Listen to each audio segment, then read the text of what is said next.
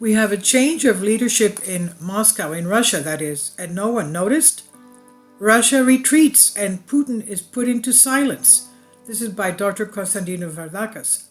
50,000 Russian army retreats in apparent Russian defeat at Kherson. Much is written, much is said, but logical arguments are raised.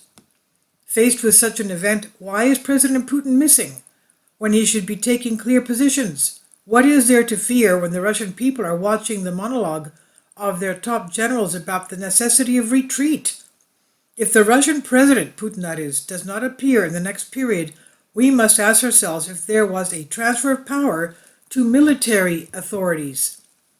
It could have been, it seems like there's a coup going on in Russia. The fact that he will not attend the G20 summit adds to this question. Can it be that at this moment Putin does not have the upper hand in Russia, but the generals do?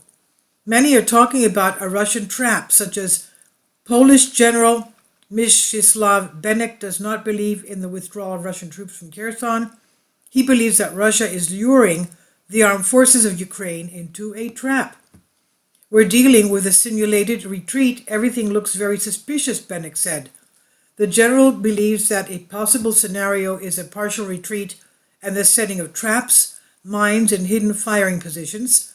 The question is whether they will fall for this trick, summed up the Polish general. But something more serious is happening in the Kremlin.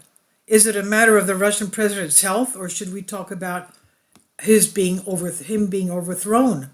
If such things happen, and taking into account the historical secrecy possessed by the Russian power, then we're talking about great upheavals in all of humanity.